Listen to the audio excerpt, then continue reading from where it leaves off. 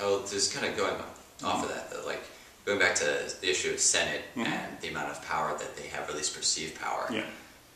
By the way, they 2 years ago, I'm sorry, 2 years ago, they showed a lot of power when Lee Tankel was here. Lee really took a hold of that and really did some significant things through this financial crisis. How so?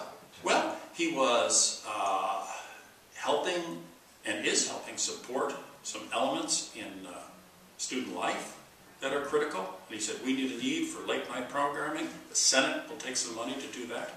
That was pretty significant. And I think there are many more things that can be done.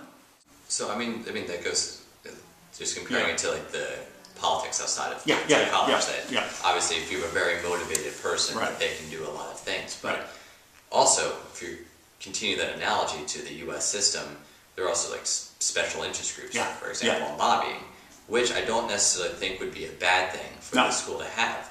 And it's very interesting if you compare, let's say, Middle Eastern studies or political science to, let's say, chemistry or physics. Chem and physics and bio, they all have their labs. They have their real-world applications. You go to the classroom, you learn your philosophy, and then you go and apply it.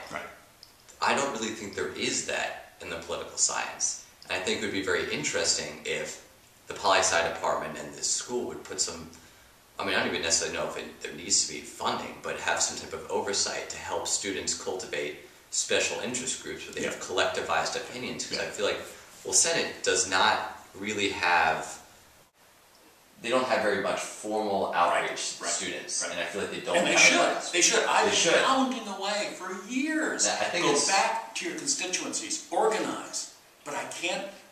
I need some help on this. I think it's rather insulting, if I'm honest, the way the Senate, I feel like, treats the student body. If you look at their campaign posters, it's I'm more smiley than this person, and I give out Jolly Ranchers, but he hands out Tootsie Pops. Now, what is your proposal? What is your proposal? I think it should be absolutely mandatory that each senator run on a policy platform, but not just, I mean, they already do, but in terms of advertising. And when their campaign posters have and how about some good debates? Some substantive debates. But I think you should need to go even further than that. And I tried this a couple of years ago. Are you ready for this? Yes. Ready? Okay, let's do this.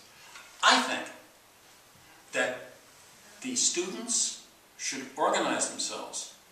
And now this may sound a little bit radical, but I tried this, it didn't get anywhere.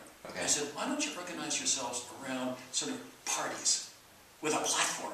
Now, not Republican, not Democrat, not that, but interest parties. And then you have to have a platform, it must make sense, it must be defended, and then when you're in there, you have a constituency. I think that idea is absolutely fantastic. You know where it went? Because there's no... Zip. I talked with Senate, I said, let's try this, let's get it right. We're not getting enough. I always envisioned, even when I was here, you know, the senator would come back and say, here's what we're talking about. What do you think? You know, and then you really get some, okay, let's do our research. Let's go to the Senate meeting, let's go into the committees, and let's have a point of view that's heard. Now, you may not get your way. It's a mesh. It's like government. But at least it's very substantive. I mean, I think that idea is absolutely necessary. I think it should have, you know, been there, like you said, 2 years ago, 5 years, 10 years ago. I think it's absolutely essential, and it's just frustrating to me because I feel like the student body has such a poor perception of Senate that, I mean, after speaking to numerous senators, they said they've had a lot of trouble getting people to run for Senate. And I think it is because of this outward perception that Senate is this reactionary force that no one knows what Senate does. There's not a lot of transparency within Senate. And I think if there were more of these like watchdog organizations, I certainly see the Readdevil as a watchdog organization. Healthy. Very healthy. And I agree. And I think that if there were more of those, we could hold senators accountable. Let's say when they run on their policy platforms, they advertise, you know, I'm for, you know, more funding for the Middle East Studies program. But then articulate it. That's the responsibility. It's not just enough to say, I'm for this. Why? What's the benefit? Benefit to how many students? How does it fit into the greater world? Just beyond that, just so students understand why they're voting in these people. They run on this policy platform, and then let's say during the course of their term, they vote down funding for Middle East funding. Students understand why this person should be voted out of office or should be, kept in office. Let me tell you something else. See, probably most students don't know I think this way, or I've been thinking about this for a long time. Here's another option. And I'm not speaking at all, saying anything that I haven't said to every single Senate president who's been here. And again, institutions have to have student government. It's good. It's good practice. We're in a democracy. We need to model it. But we need to model it fully and well. Okay. Every single Senate president, I said, will you please get on to some substantive topics and stop being so focused on process and procedure and parliamentary. Please stop. I mean, you know, one resolution after the next that is sometimes not well thought out, has nowhere to go, no one's talked to beforehand to know where the heck it's coming from, or if it's even possible. And I'm not targeting any particular Senate, I'm looking historically.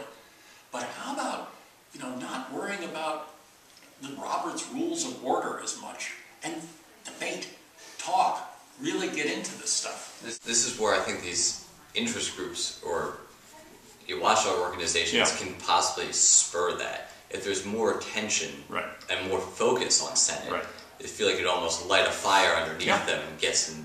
I'm all for it. I've been for it. Okay. But well, so far? So far, I only see this as being implemented through student organizations.